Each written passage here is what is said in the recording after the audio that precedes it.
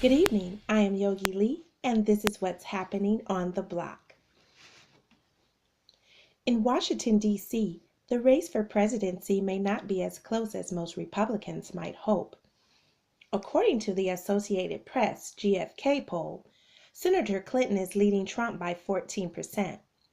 Statistics show that Trump has not had any sort of lead in the polls since July.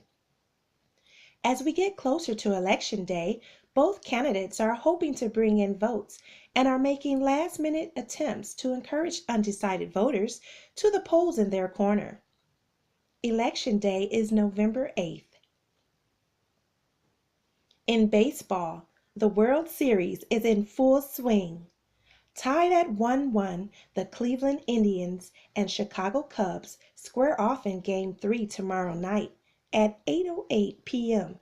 Eastern Standard Time. The World Series is the best of 7 series.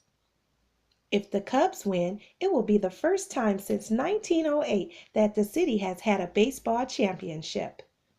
If the Indians win, they will join the Cavs as champions this year for the city of Cleveland. In Detroit, former news broadcaster and city council member Charles Pugh was sentenced to 5.5 to 15 years in prison after agreeing to a plea deal after pleading guilty to having sexual intercourse with a 14-year-old boy. The charges stemmed from allegations from over a decade ago. Pugh had taken the plea deal as opposed to facing the first-degree sexual conduct charge, which carries a penalty up to life in prison. Pugh is 45 years old. That's what's happening on the block. Now back to the livest cloud radio show on the planet with Monk Money and Hood Howard Stern.